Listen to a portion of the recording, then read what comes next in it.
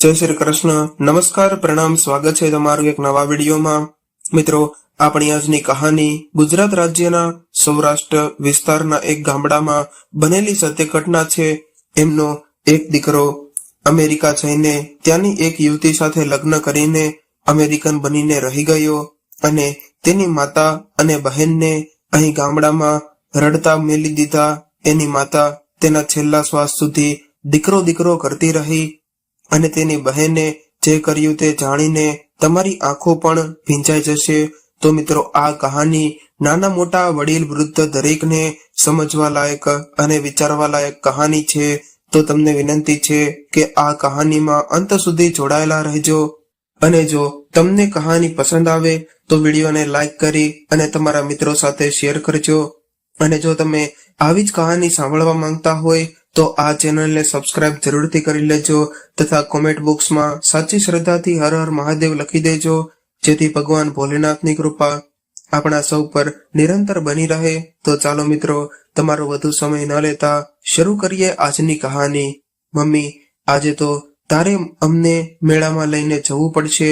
પોતાના પાડોશી રંભાબેનના ઘરેથી રસોઈ કામ કરીને પરત ફરેલી પોતાની મમ્મી વિમળા બહેનને જોતા જ મુકેશ અને માધવીએ પોતાની મમ્મીને સાડીનો પાલો પકડી લીધો અને મેળામાં લઈ જવાની જીદ કરવા લાગ્યા. ત્યારે પોતાનું માથું મોઢું ધોઈને વિમળા બહેને પોતાના બંને વહાલ સોયા સંતાનોને પોતાના આલિંગનમાં લઈને ખૂબ જ વહાલ કરતા કહ્યું કે આજ તો હું તમને બંનેને મેળામાં લઈને જઈશ, એટલે જ તે તો હું આજે રંભાબેનના ઘરેથી જલ્દી રસોઈનું કામ પતાવીને આવી ગઈ છું. ચાલો ચાલો, તૈયાર થઈ જાઓ ફટાફટ. ત્યારે મુકેશ અને માધવી હરખમાં ને હરખમાં પોતાના માટે લાવી આપેલા નવા કપડા પહેરવા માટે રૂમમાં દોડી ગયા. અને મુકેશ, આમ તો તારે જ મમ્મીને તારી સાથે અમેરિકા લઈ જવું જોઈએ. તારા અને મારી અમેરિકન પત્ની પિંકીના વિઝા તૈયાર થઈ ગયા, પણ મમ્મીના વિઝામાં રૂકાવટ આવી રહી છે. આવું વારે વારે કેમ થઈ રહ્યું છે એ મને સમજાતું નથી. માધવીએ એરપોર્ટમાં પ્રવેશતા જ પોતાના ભાઈ મુકેશને સવાલ કરવા માંડી. માધવી પોતાના પતિ રાહુલ અને તેના દીકરા સાથે પોતાનો ભાઈ મુકેશ અમેરિકા જતો રહ્યો એટલે મળવા માટે એરપોર્ટ પહોંચી. અને મુકેશ હવે અમેરિકા પોતાની પત્ની પિંકીના પિતાની કંપનીમાં પાર્ટનર બની ગયેલો અને તેની બહેન માધવી પણ કમ્પ્યુટર એન્જિનિયરિંગ બની અને પોતાના પિતાની માફક જ એક સારી નોકરી અને હોદ્દા ઉપર સ્થિત હતી. અને બધા વાતો કરી રહ્યા હતા કે ત્યાં મુકેશની પાછળ થાંભલો થઈને ઉભેલી પોતાની મમ્મીને જોઈને માધવી સમજી ગઈ કે ભાઈ ઈરાદાપૂર્વક મમ્મીને પોતાની સાથે અમેરિકા લઈ જવા નથી માંગતો, છતાં એકવાર ફરી પ્રયત્ન કરવામાં મનથી કરગરતા સ્વરે પોતાના દીકરા મુકેશને કીધું કે બેટા, આજે તો તારે મને અમેરિકા તારી સાથે લઈ જવાની છે. પરંતુ પોતાની મમ્મીની કરુણામય આંખોને જોવાનો મુકેશ પાસે કોઈ વિશેષ દ્રષ્ટિકોણ પણ બાકી નહોતો રહ્યો, કારણ કે હવે તે બધું જ તેની અમેરિકન પત્ની પિંકીની આંખોથી જોતો હતો. આખરે ઘણી બધી વાટાઘાટોને અંતે ભારે હૃદય સાથે મુકેશને અમેરિકા જવા માટે વિદાય આપી. પછી માધવી પોતાની મમ્મીને પોતાના ઘરે રહેવા લઈ આવી, જે માધવીના પતિ રાહુલને અને તેના ટીન એજર દીકરા પિયુષને જરાય નહોતું ગમ્યું. પરંતુ તે સમયે માધવીએ મનોમન પોતાની વૃદ્ધ માને સાચવવાનો દ્રઢ નિર્ધાર કરી લીધેલો. એક દિવસ સવારમાં ઉદાસ થઈને બેઠેલી પોતાની માતાને આશ્વાસન આપતા માધવીએ એટલું જ કહ્યું કે મમ્મી, તું જરાય મૂંઝાઈશ નહીં, હું હંમેશા તારી પડખે છું. પોતાના પ્રાણથી વિશેષ એવા પોતાના દીકરા મુકેશના અમેરિકા જવાની ભાંગી પડેલી વિમળા બહેને રડતા રડતા પોતાની દીકરી માધવીને કહ્યું, માધવી, તને યાદ છે કે એ દિવસ જ્યારે હું રંભા બહેનનું રસોડાનું કામ પતાવીને તને અને મુકેશને મેળામાં લઈ ગઈ હતી, ત્યારે મેં કરકસર કરીને એટલા પૈસા જોડી લીધેલા હતા કે જેથી મુકેશ જે પણ ચકડોળમાં બેસવાનું કહેતો તો હું એને બેસાડતી. ત્યારે એણે મોટા ચકડોળમાં બેસવાની એટલી બધી જીદ કરેલી કે મારો હાથ છોડાવીને તે ચકડોળમાં બેસવાએ ભાગ્યો અને મેળાની ભીડમાં એ ખોવાઈ ગયો.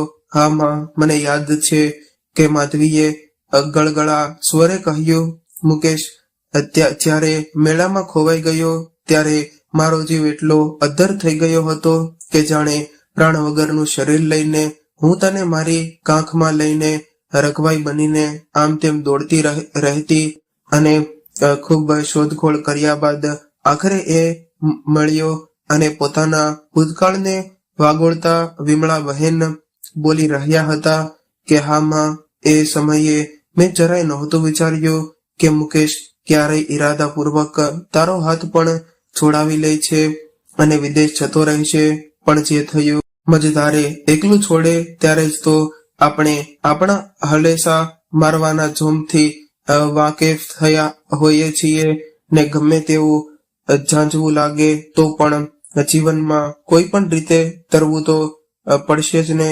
હું શું ને મમ્મી તારી સાથે લાઠી નહીં તો સહી મને તારું હલેસું સમજી લે. મારા જન્મ વખતે તે જેટલી સૂટ ખાધી હતી ને એટલી જ સૂટ મેં પણ મારા દીકરાના જન્મ વખતે ખાધી છે. હો મમ્મી, હવે તો અવસર આવ્યો છે કે હું તારું હલેસું બનીને તારી મતધારે અટવાયેલી નાવને પેલે પાર લઈ જવા માટે નિમિત્ત બની શકું. આવા નિમિત્ત બની જવાના સૌભાગ્યને હું બિલકુલ છોડીશ નહીં. માધવીએ પોતાની નિર્જીવ બનેલી બેઠેલી માના મનમાં નવી ઉર્જા સંચારિત કરતા કહ્યું કે હતાશ થયેલી આંખોમાં જાણે આશાનું કિરણ દેખાયું હોય એમ પોતાની દીકરી માધવીને તે ભેટી પડી. પરંતુ માધવીની કસોટીનો સમય તો હવે શરૂ થવાનો હતો. બીજા દિવસે સવારે જ્યારે બધા નાસ્તો કરવા માટે ડાઇનિંગ ટેબલ પર બેઠા ત્યારે સાડીને બદલે ડ્રેસ પહેરીને આવેલી પોતાની મમ્મીને જોતા જ માધવીને થોડું અડચણ થયું. તેને વધારે અચરજ તો ત્યારે થયું કે જ્યારે એણે તેની મમ્મીને અંબોડાની બદલે 2 ચોટલામાં જોઈ અને માધવીના પતિ અને દીકરાને તો આ બધું અશક્ય લાગ્યું. હવે માધવીને બરોબર વિસ્મય થયું કે મમ્મી કેમ વળી આજે આમ તૈયાર થઈને આવી હશે. પછી બધા નાસ્તો કરવા બેઠા ત્યારે વિમળાબેન ચા અને પરોઠા ખાઈ પોતાના રૂમમાં જઈ રહ્યા હતા અને રાહુલ પણ ઓફિસ માટે રવાના થયો અને પિયુષ કોલેજ માટે રવાના થયો. માધવીએ મમ્મી માટે આજે એક દિવસની છુટ્ટી લીધેલી હતી એટલે એ બધું કામ આપોટી શાંતિથી નાસ્તો કરવા બેઠી અને થોડી વાર થઈ ત્યાં તેની મમ્મી તેની પાસે આવી અને ડાઇનિંગ ટેબલ પર બેસતા કહ્યું કે ચાલ નાસ્તો કરી લઈશું. તે નાસ્તો કર્યો બેટા કે આપણે સાથે જ કરીશું? આ સાંભળીને માધવીને ફરી અચરજ થયું કે મમ્મી, અમારી મમ્મીએ હમણાં જ તો નાસ્તો કર્યો છે, કદાચ ફરી ભૂખ લાગી હશે. માધવીએ મનોમન બગડી હશે, કઈ વાંધો નહીં. અને તે બંનેએ ફરીવાર નાસ્તો કર્યો. નાસ્તો કર્યા પછી માધવી તેની મમ્મીને લઈને બજારમાં ગઈ અને ગિફ્ટમાં પ્રવેશતા જ પાર્કિંગના બદલે 1 નંબરનું બટન દબાવ્યું અને લિફ્ટ પહેલા માળે ઊભી રહી અને માધવીને ફરી અજુગતું લાગ્યું. ગળમથળમાં એ સીડીઓ ઉતરી ગઈ અને ત્યાં તો તેને સામા સવિતા કાકી દેખાયા. સવિતા કાકી એટલે માધવીના મમ્મીની સૌથી જૂની બહેન પણી અને માધવીના મમ્મી જે ઘરે રસોઈ કામ કરવા જતા હતા ત્યાં બાજુના ઘરે જ સવિતા કાકી પણ કામ અર્થે આવતા. ત્યાં જ પાંગરેલી એની મિત્રતા સવિતા કાકી અને વિમળા બહેન માટે ઘણી ખાસ હતી રહી અને સવિતા કાકીને વિમળા બહેનની ના દુરુસ્તી તબિયતના ખબર મળેલા એટલે એ વિશેષ રૂપે મમ્મીને મળવા આવેલા. પણ આ બધી વાતો વચ્ચે કંઈક એવી ઘટના બની રહી હતી કે એ હતી કે માધવીના મમ્મી સવિતા કાકી સામે નજર સુધા નહોતા માંડતા. ઉલટું એમનો રસ એમણે પહેરેલા ડ્રેસના દુપટ્ટાને સરખો કરવામાં વધારે રહેતો હતો. માધવીને થયું કે હમણાં બંને સહેલીઓ ભેટી પડશે, પરંતુ સવિતા કાકીએ ભેટવા માટે લંબાવેલા હાથ વિમળા બહેન તરફથી કોઈ પ્રતિક્રિયા ન મળતા છેવટે લંબાવેલા જ રહ્યા. ત્યારે સવિતા કાકીથી રહેવાયું નહીં અને એ બોલી ઉઠ્યા કે તારું ધ્યાન ક્યાં છે વિમળા? તું ક્યાં ખોવાઈ ગઈ છે? હું તારી સવિતા તને મળવા આવી છું, જો તો ખરી જરા. એની આ વાત સાંભળીને પણ વિમળા બહેન જાણે કઈ પથ્થરની મૂર્તિ હોય તેમ સ્થિરપણે ઊભી રહી હતી. તેથી માધવીને લાગ્યું કે જાણે તેની મમ્મી કોઈ ગળમથલમાં અટવાયેલી હતી. પણ પછી થોડો ઘણો વિચાર કરીને વિમળા બહેન બોલ્યા કે સવિતા પણ કોણ? સવિતા? વિમળા બહેનના મોઢેથી આ સાંભળતા જ માધવી અને સવિતા કાકી બંનેની આંખો પહોળી થઈ ગઈ અને સવિતા કાકીથી તો ડૂચકું ભરાઈ ગયું અને માધવી અચંબિત થઈને પોતાની મમ્મીને જોઈ રહેતી હતી અને તેને ફાળ પડી આજે મમ્મીને શું થયું છે કે કેમ આવી રીતે વર્તન કરે છે. પછી સવિતા કાકીને પોતાની બાજુમાં બોલાવીને માધવી એટલું જ કહી શકી કે સવિતા કાકી, મારી મમ્મીની તબિયત વધારે ઠીક નથી લાગતી. કદાચ તાવ તેના મગજ પર ચડી ગયો હશે એટલે એમને તમારી ઓળખાણ નથી થઈ રહી. ત્યારે સવિતા કાકીને માધવીની વાત ગળે નહોતી ઉતરતી, પણ એમણે ત્યારે પોતાનું મન મનાવ્યું અને માધવીને જય શ્રી કૃષ્ણ કહીને તે ભારે હૃદયે ત્યાંથી રવાના થયા અને પોતાની આટલી નિકટની મિત્રને આવી સ્થિતિ જોઈને એમણે મનમાં ઘણો અજંપો અનુભવ્યો. સવિતા કાકીને વળાવીને ત્યાર પછી માધવી પોતાની મમ્મીને કારમાં બેસાડી માર્કેટ જવા સાથે સાથે જ નીકળી અને માધવીએ કાર ડ્રાઇવિંગ કરતા કરતા મ્યુઝિક પ્લેયર શરૂ કર્યું. સંગીત રહેવા લાગ્યું. જેવું કે સંગીત શરૂ થયું ત્યારે વિમળા બહેન એકદમ જ આનંદમાં આવી ગયા અને મ્યુઝિક પ્લેયરમાં ગીત ગુંજતું હતું. ચંદા હે તું, મેરા સૂરજ હે તું, ઓ મેરી આંખો કા તારા હે તું. સાથે સાથે ગાતા વિમળા બહેનની આંખો ભીની થઈ ગઈ અને એની આંખોમાં જાણે મુકેશની યાદોનું પૂર તણાઈ આવ્યું અને એ વિચારોમાં તરબોળ થઈ ગઈ અને વિમળા બહેન ધ્રુસકે ગીત સાંભળતા સાંભળતા જ રડી પડ્યા અને પોતાની કારને તરત જ સાઈડમાં પાર્ક કરી અને માધવીએ પોતાની મમ્મીને શાંત કરી અને કહ્યું કે મમ્મી, હું સમજુ છું કે તને મુકેશ બહુ સાંભળી રહ્યો છે, પરંતુ મમ્મી હવે મુકેશભાઈને આંખો ફૂટી ગઈ છે. હવે થોડીએ માળામાં બેસી રહે એ તો ઉડી ગયો અને પોતાની વિદેશી ચકલી સાથે સાચું કહું તો મમ્મી, તું પણ તારું કાળજો કઠણ કરી લે હવે અને હું સુને તારી સાથે, તું ચિંતા ના કર. આપણે સાથે છીએ અને હંમેશા સાથે જ રહીશું. જે મુકેશનું તું વિશેષપણે લાલન પાલન કરતી હતી અને તો પણ જાણે તારી સાથે કોઈ મમતાનું ઋણાનું બંધન હતું જ નહીં, એટલે સહજ રીતે એ વિદેશ જતો રહ્યો. હવે વાસ્તવિકતા જાણી એટલી જલ્દી સમય કાઢી લે એટલી તને થોડી ઓછી પીડા થશે.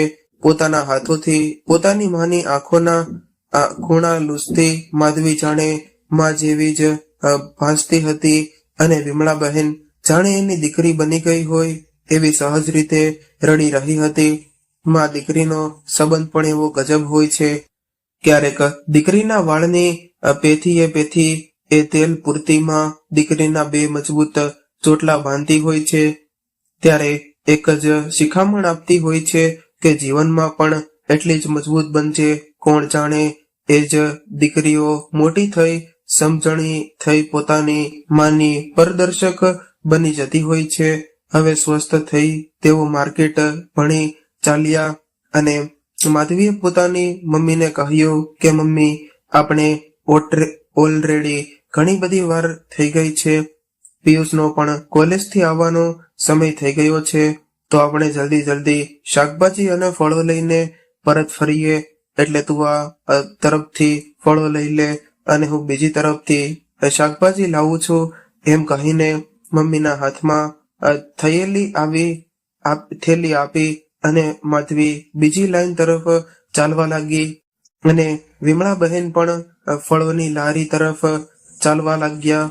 સફરજનની લારી દેખાતા જ તેણે 1 કિલો સફરજન ચોખાવી લીધા અને બીજી લારી કેળાની અને સંતરાની દેખાતા જ એ પણ 1 કિલો ચોખાવી લીધા. સ્ટ્રોબેરી અને કીવી લીધા પછી પરત ફરતા એ સફરજનની લારીમાંથી બીજી વાર 1 કિલો સફરજન લીધા અને બધા ફળોના થેલા લઈને એ માધવી પાસે આવી પહોંચી અને માધવીએ પણ શાકભાજી લઈ લીધા હતા. તેઓ એકબીજા સાથે વાત કરતા હતા કે બંને એ શું શું લીધું. ત્યાં તો સફરજનની લારીવાળો ભાઈ દોડતો દોડતો આવ્યો અને કહ્યું કે બેન બા, આ તમારા મમ્મી છે? તો માધવીએ કહ્યું કે હા ભાઈ, કેમ, શું થયું? તો એ લારીવાળા ભાઈએ કહ્યું કે તમારા મમ્મી 2 વાર મારી પાસેથી સફરજન લઈ ગયા છે અને 2 કિલો સફરજનની સામે 3 કિલોના ભાવ ચૂકવીને ગયા છે. આ રહ્યા તમારા વધેલા પૈસા. એમ કહીને એ ભાઈ પૈસા માધવીના હાથમાં આપીને પોતાની લારી લઈ ચાલતો થયો. આખરે આ બધું થઈ રહ્યું છે. માધવી હવે અકળાઈને બોલી ઉઠી કે મમ્મી, આ શું કરી રહી છે તું? આજે આટલી બધી ગફલત કેમ થાય છે તારાથી? તબિયત તો ઠીક છે ને? પરંતુ એ સમયે વિમળા બહેન કશું જ સમજી નહોતા શક્યા કે આ એની સાથે આખરે આ બધું થઈ શું રહ્યું છે. એટલા બધા ગડબડ ગોટાળા થઈ કેમ રહ્યા છે. એ એટલું જ બોલી શકી કે માધવી બેટા, મને જરા સારું નથી લાગતું, મને ઘરે લઈ જા ને. મને ખૂબ જ બેચેની અને વ્યાકુળતા અનુભવાય છે. જાણે કોઈ ટ્રેન છૂટી રહી છે. તરત એવો આભાસ થયા કરે છે જાણે હમણાં જ મારી કોઈ ટ્રેન પાટા ઉપરથી ઉતરી જશે. સતત આવું અનુભવાય છે. આટલું બોલતા તો એમના કપાળ પર પરસેવાના ટીપા બાજી ગયા. આખરે કઈ ટ્રેનની મમ્મી વાત કરી રહી હતી એ વધારે માધવી પણ હવે ચક્રાવે ચડી હતી. માધવી અને વિમળા બહેન શાકભાજી અને ફળો લઈને ઘરે પરત ફર્યા તો વિચારોમાં માધવી થાકને કારણે સીધી રૂમમાં જઈને સૂઈ ગઈ. અને સાંજે રાહુલ ઓફિસેથી ઘરે પાછો આવ્યો ત્યારે સાથે ચા પીતા જ માધવીએ રાહુલને મમ્મીની ગત દિવસોમાં થયેલી બધી ગડબડો વિશે સઘળી વાત કરી. રાહુલ પણ થોડી વાર તો આશ્ચર્યમાં પડી ગયો, પણ અચાનક જ એને કંઈક યાદ આવ્યું કે એણે માધવીને કહ્યું કે મને લાગે છે કે મમ્મીને પણ અલ્ઝાઇમરની બીમારી લાગુ પડી ગઈ છે. કારણ કે મારી ઓફિસમાં મારા એક કલીગ જે છેલ્લા 2 અઠવાડિયાથી રજા લીધી ત્યારે અમારી ઓફિસમાં એના વિશે ઘણી પૂછપરછ થયેલી. ત્યાર પછી મને જણાવેલ કે એમના પિતા અલ્ઝાઇમરની પીડિત છે. એ બધું જ ભૂલી રહ્યા છે અને એને કારણે એમનું કુટુંબ રોજબરોજની ઘટનાઓમાં પણ ખૂબ ખોરવાઈ રહ્યું છે. એટલે થોડો સમય માત્ર પોતાના પિતાની દેખરેખ માટે એણે રજાની અરજી કરી દીધી હતી. માધવી તો આ વાત સાંભળીને ઘણીવાર થોભી ગઈ અને વિચારે ચડી ગઈ કે શું ખરેખર મમ્મી પણ આવી કોઈ સ્થિતિથી મૂંઝાઈ રહેશે? શું એને પણ આ ગરબડોથી સમજાતું નહીં હોય કે આખરે આ બધું કેમ બની રહ્યું છે? જો એવું જ હોય તો હું કાલે જ એમને સારામાં સારા ડોક્ટરને બતાવવા લઈ જઈશ. મનોમન નક્કી કરી એણે રાહુલને પણ જણાવ્યું અને પછી રાતની રસોઈ માટે રસોડા તરફ ચાલી ગઈ અને રસોઈ કરીને બધું કામ પતાવીને એણે પોતાની ડાયરીમાંથી પોતાના ફેમિલી ડોક્ટરનો નંબર લગાવ્યો અને એમની પાસે જ અલ્ઝાઇમરના નિષ્ણાત ડોક્ટર વીણા શર્માની અપોઇન્ટમેન્ટ લઈ લીધી. બીજા દિવસે સવારે મમ્મીને આ વિષય પર જણાવ્યા વગર જ માધવી પોતાની મમ્મીને સીધી ડોક્ટર વીણા શર્મા પાસે લઈ ગઈ અને હોસ્પિટલમાં પહોંચતા જ વિમળા બહેન ચારે તરફ લગાવેલા મગજના ફોટા અને આવકપણે તાકી રહ્યા હતા. અને પછી એમણે માધવીને પૂછ્યું કે આપણે અહીં કેમ આવ્યા છીએ બેટા? મને શું થયું છે? ત્યારે માધવીએ પોતાની મમ્મીને આશ્વાસન ભર્યા સ્વરે કહ્યું કે કશું નહીં મમ્મી, તને યાદ છે જ્યારે હું નાની હતી ત્યારે હિંચકા ખાતી બગીચામાં એકવાર પડી ગઈ અને મને માથામાંથી ખૂબ જ લોહી નીકળ્યું હતું. ત્યારે તું મને મગજના ડોક્ટર પાસે બતાવવા લઈ ગઈ હતી. બેટા, મને તો યાદ જ હોય ને, પણ મને તો કોઈ લોહી નથી નીકળતું, તો તું મને શું કામ અહીં લઈ આવી છો? અને સાવ નિર્દોષ ભાવે પોતાની દીકરી સામે જોઈ આ વાત પૂછી રહ્યા હતા. માધવીને પણ હવે આના ઉત્તરો દેવા ભૂલતા નહોતા. થોડી વાર તો એ પોતાના બાળપણના અનુભવોમાં સરી પડી. કેવી મમ્મી હેબતાઈ ગયેલી, જ્યારે મને માથે વાગેલું પોતાના દુપટ્ટાને મારા માટે બાંધી રિક્ષા નહોતી મળી રહી તો મને તેડીને જ ભાગેલી ને ડોક્ટર જ્યારે મારા ઘાવ પર ટાંકા લેતા હતા ત્યારે તો તું રડી પડેલી. આ વિચારે એ પોતે ખૂબ ઢીલી પડી ગઈ. જો મમ્મીને ખરેખર અલ્ઝાઇમર એટલે કે ભૂલવાની બીમારી હશે તો હું એમને કેવી રીતે સંભાળીશ? મારું દર્દ તો દેખાતું હતું, એનું તો આંતરિક હશે. આટલું ઊંડું દર્દ કે એની યાતનાઓ હું કેમ કરીને ખાળી સરીશ?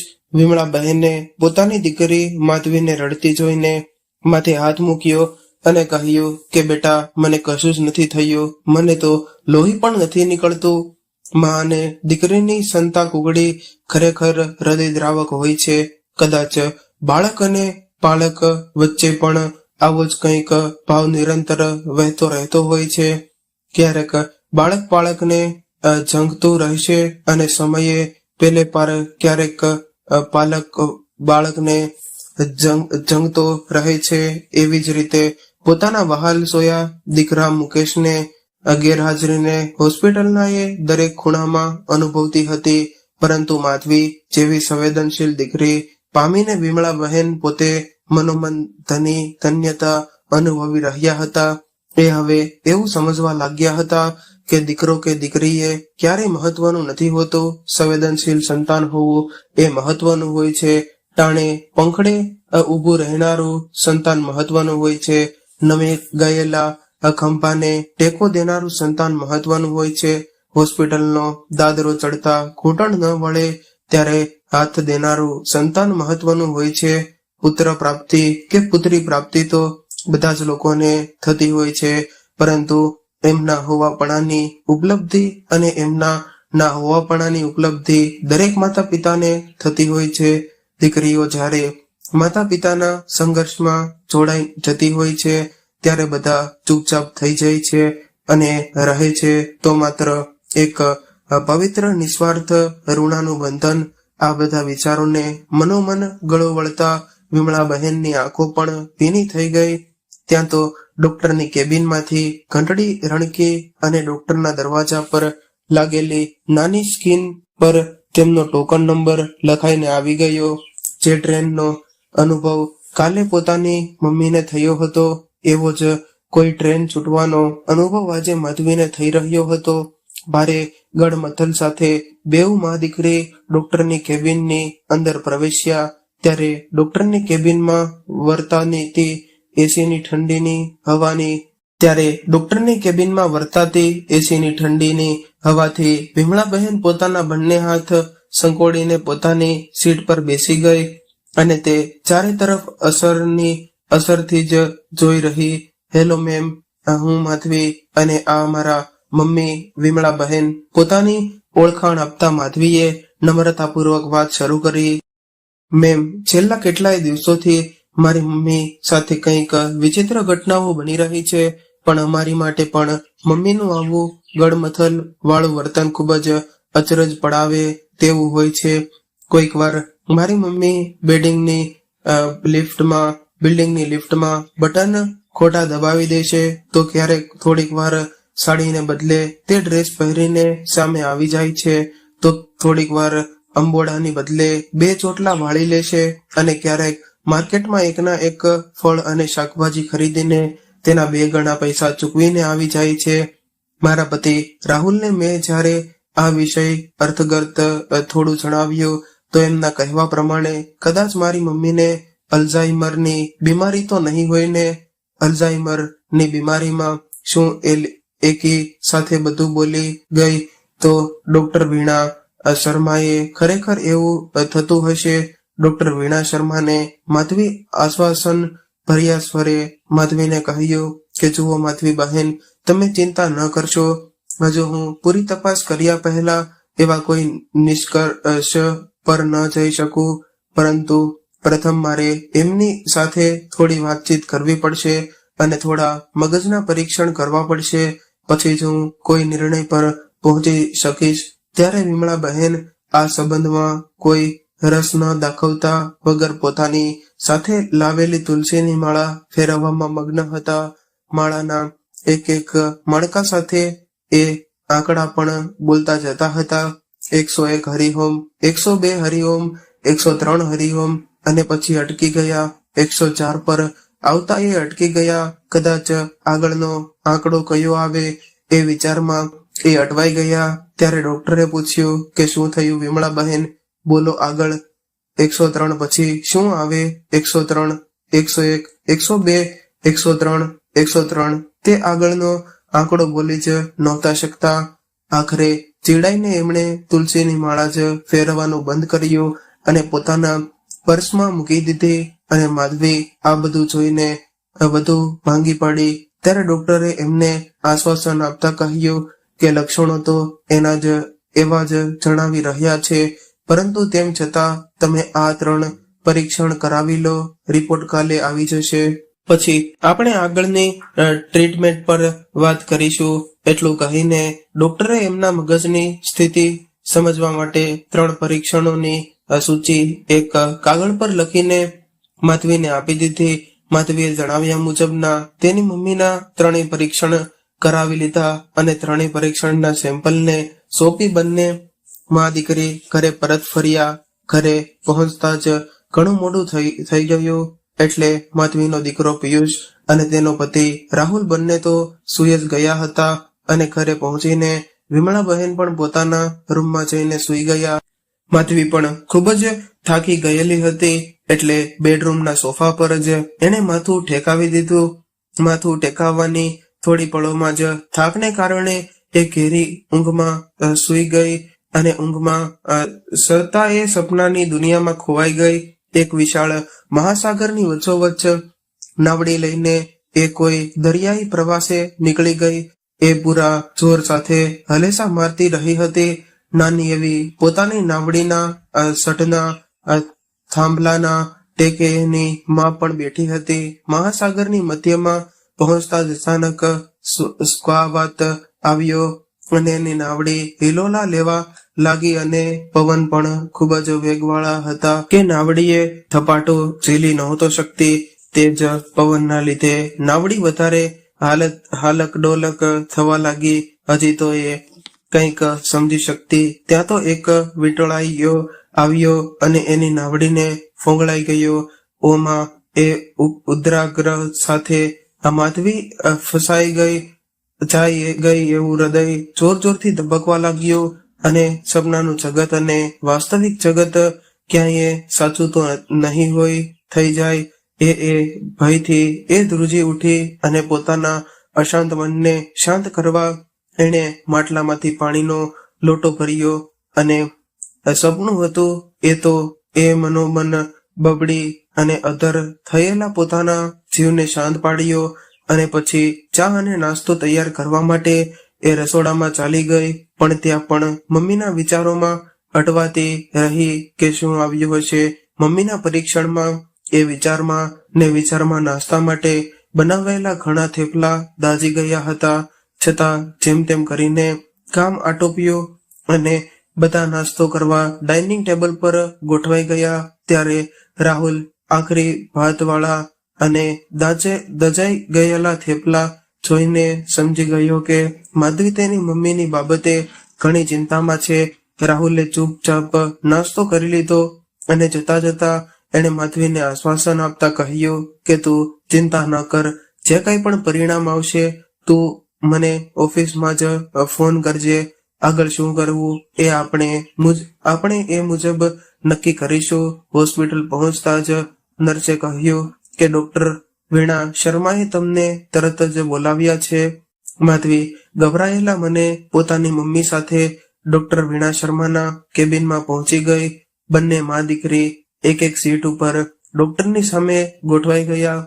અને વિમળા બહેને કાલની માફક ફરીથી તુલસીની માળા કાઢી અને માળા ફેરવવા લાગ્યા. ડોક્ટરે જરા ગંભીરતાપૂર્વક કહ્યું કે જુઓ માધવી બહેન, તમારી મમ્મીનું પરીક્ષણ રિપોર્ટ પોઝિટિવ આવ્યો છે. She is staying with Alzheimer. એમનું મગજ ખૂબ જ સંવેદનશીલ પરિસ્થિતિમાંથી પસાર થઈ રહ્યું છે. જો ઘેરો આઘાત એમના મન મસ્તક ઉપર લાગેલો છે, જેને કારણે તેઓ સતત ઘેરાયેલું અનુભવતા રહે છે.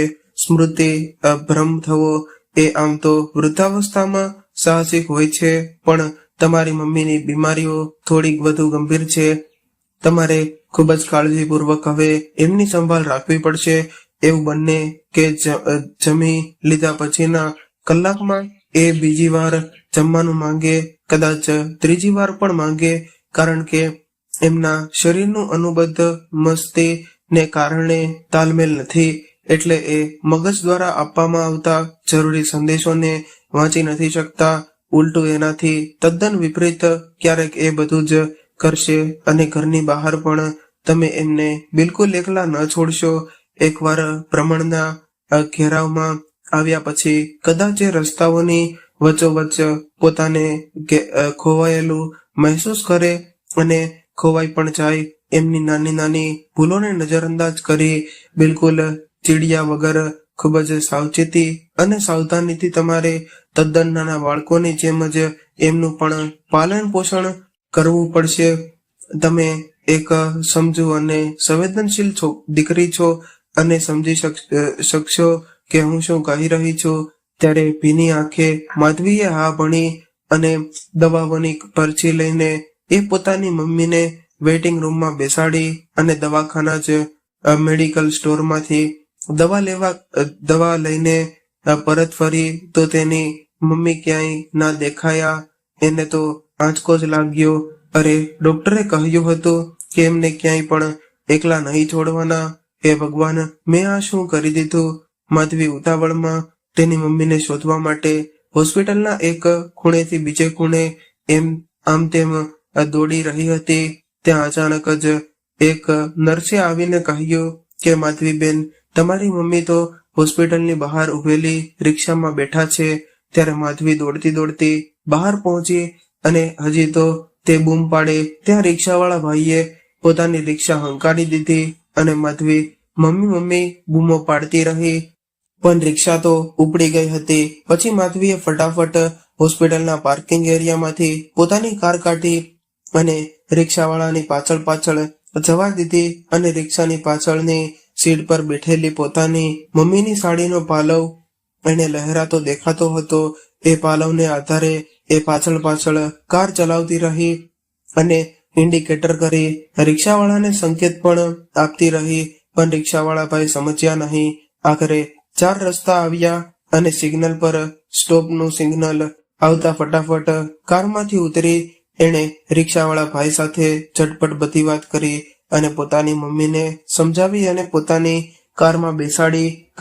કારમાં બેસતા જ વિમળા બહેને કહ્યું કે ક્યાં ગઈ હતી તું? માર્કેટમાં મને છોડીને. મને લાગ્યું કે તું ઘરે નીકળી ગઈ, એટલે પછી હું પણ રિક્ષા કરી અને ઘરે આવવા નીકળી ગઈ. માધવીએ તેની મમ્મીની સામે જોયું અને કહ્યું કે મમ્મી, શું તમે ખરેખર ખ્યાલ નથી કે આપણે માર્કેટની નહીં પરંતુ હોસ્પિટલથી ઘરે પરત ફરી રહ્યા છીએ? કઈ હોસ્પિટલ? આપણે હોસ્પિટલે કેમ ગયા હતા?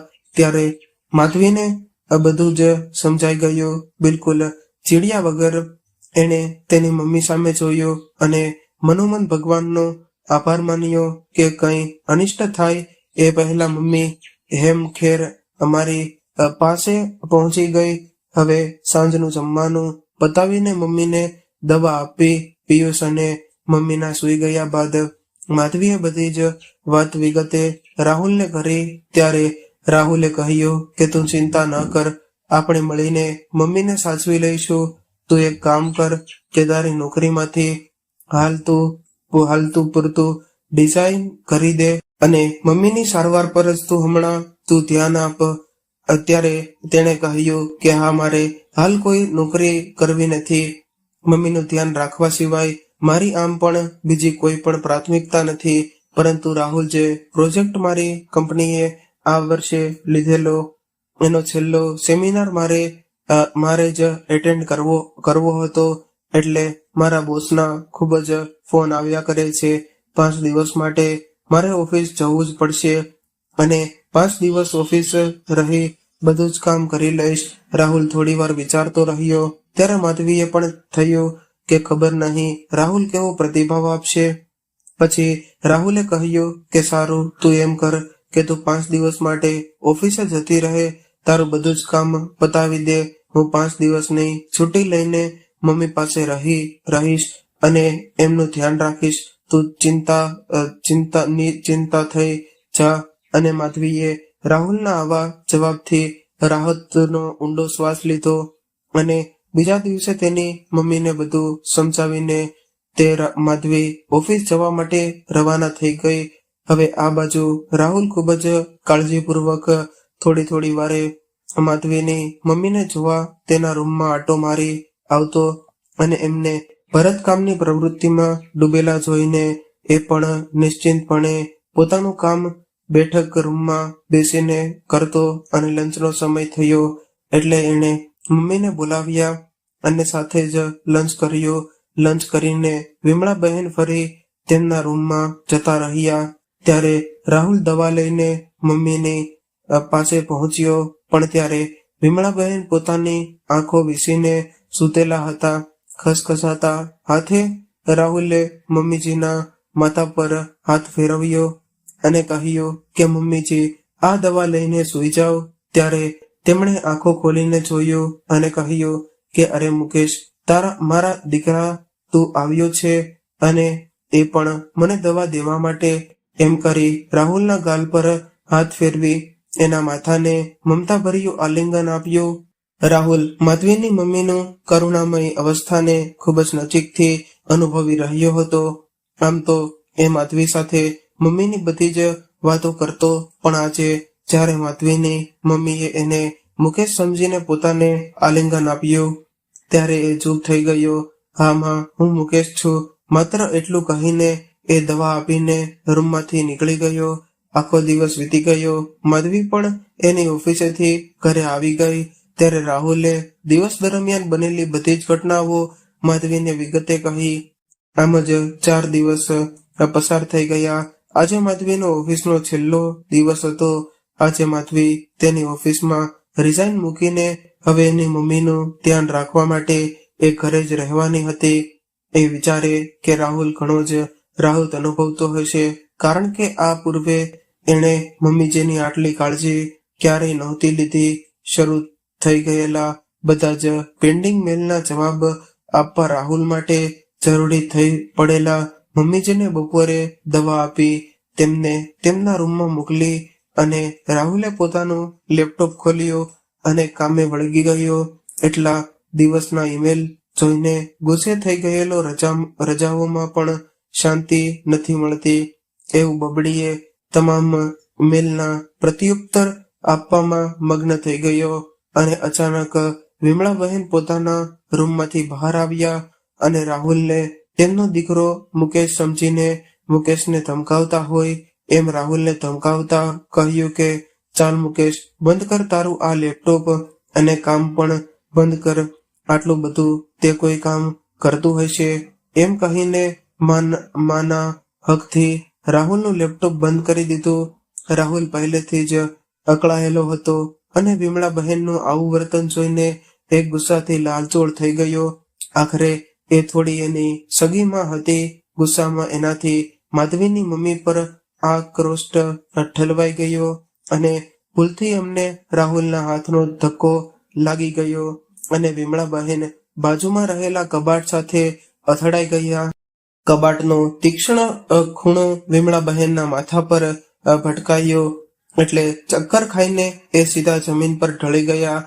માથામાંથી લોહીની ધારા પણ વહેવા લાગી. આ બધું જોઈને રાહુલ હેબતાઈ ગયો અને આ શું થયું મારાથી?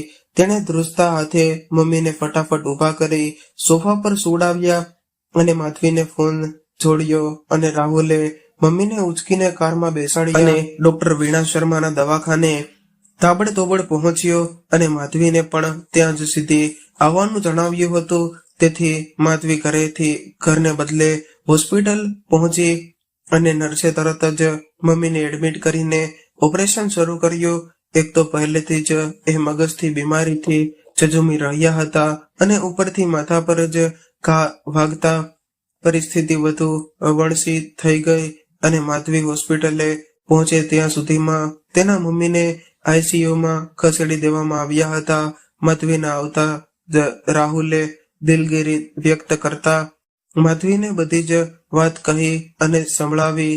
માધવી તો જાણે સૂન પડી ગયેલી ઓપરેશન રૂમની બહાર જ એ બાવરી બનીને આંટાફેરા મારી રહી હતી.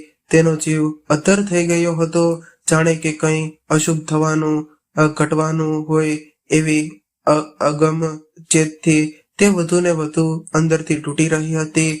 ઓપરેશન પૂરું થયું અને નર્સ બહાર આવી. બહાર આવતા જ કહ્યું કે એમની સ્થિતિ ખૂબ જ નાજુક છે. એ માત્ર મુકેશ દીકરા મુકેશ આ એક જ નામ બોલી રહ્યા છે. આપના ઘરમાં જે કોઈ પણ મુકેશ નામનો વ્યક્તિ હોય તો એમને બોલાવી લ્યો. આ સાંભળીને માધવી અને રાહુલ એકબીજા સામે ટાંકી રહ્યા. ત્યારે રાહુલ માધવીનો હાથ પકડીને તેને અંદર લઈ ગયો. ત્યારે રાહુલને પોતાની તરફ આવતો જોઈ વિમળાબહેન ઝીણી આંખેથી રાહુલ સામે ફરી મુકેશને જોતી હોય તેમ એટલું જ બોલી શકી, તું આવી ગયો દીકરી. મુકેશ દીકરા, મને ખબર હતી કે તું જરૂર આવીશ. આજે હવે મારા વહાણને લંગર મળી ગયું. હું ડૂબીશ નહીં. અને બસ ત્યાં જ એમના પ્રાણ પંખીડે ઉડી ગયા. નાડી બંધ થઈ ગઈ અને શ્વાસ થંભી ગયા. ચારે તરફ ઘેરો ક્ષણાટો છવાઈ ગયો. પણ માધવી અહીંયા ફાટ વિલાપ કરવા લાગી. રાહુલ મમ્મીજીની નિશ્ચિતન શરીરને જોઈને ઊંડી ગ્લાનિમાં ગરખાઈ ગયો.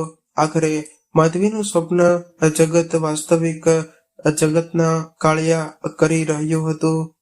વિમળાબહેનની નાવડી ઝાંઝવાના મધ્ય દરિયે ડૂબી રાહુલ મહિનાઓ સુધી ગ્લાનિમય રહ્યો અને મમ્મીના અંતિમ દિવસોમાં પોતાનો ભાઈ મુકેશ મમ્મી સાથે નહોતો, પણ અન્ય પરિવારજનોના કહેવાથી માધવીએ મુકેશને તેની મમ્મીના દુઃખદ મૃત્યુ અને અસ્વસ્થ સર્જનના પ્રસંગે હાજર રહેવા તાકીદ કરી કે જે જગ્યાએ મુકેશે તેની મમ્મીને નોંધારા કરી વિદેશની લાંબી વાટ પકડેલી એ જ જગ્યાએ એરપોર્ટ પર માધવીએ મુકેશને જોયો અને જોતા વેત જ તેણે મુકેશના ગાલ પર સણસણતો તમાચો મારી અને પોતાની આક્રોશ ઢાળવ્યો.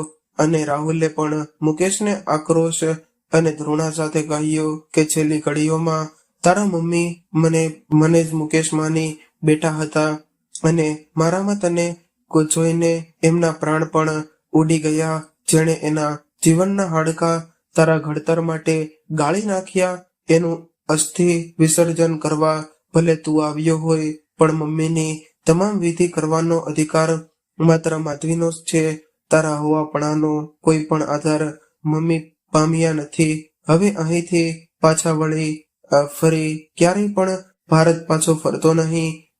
ખળખળ વહેતી કાશીની નદીમાં વિમળાબહેનના અસ્થિ વિલીન થઈ ગયા, પરંતુ માધવીના હૃદયમાં તેના મમ્મી હંમેશા માટે હૃદયસ્થ થઈ ગયા અને પોતાની મમ્મીની મજધારે મૃગ જળમાં ડૂબેલી જીવન નૈયાએ માધવી અને રાહુલને અંદરથી હળ મચાવી દીધા અને બંનેએ ફરી પોતાની મમ્મીની મનોસ્થિતિ જેવી જ માનસિકતાથી પીડાતી ઘણી વૃદ્ધા અને તૃપ્યત્યા સ્ત્રીઓ માટે દીવાદાંડી સમાન બન્યા અને અલ્ઝાઇમર પીડિત વ્યક્તિઓ માટે એક આશ્રય ગ્રુપ બનાવ્યો અને પોતાના જીવનસાથી રાહુલના સહકારથી પોતાની આત્મીય મમ્મીને એક સાર્થક શ્રદ્ધાંજલિ અર્પિત કરી અને તેમના આ કાર્યની સુવાર હવે દૂર દૂર સુધી ફેલાવા લાગી અને શહેર શહેર આવા ગૃહો બન્યા. અને એક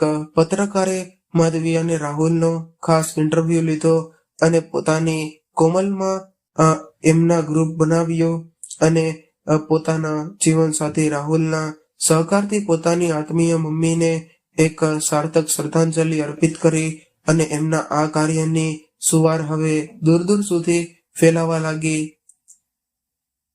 શહેર શહેર આવા ગૃહો બન્યા.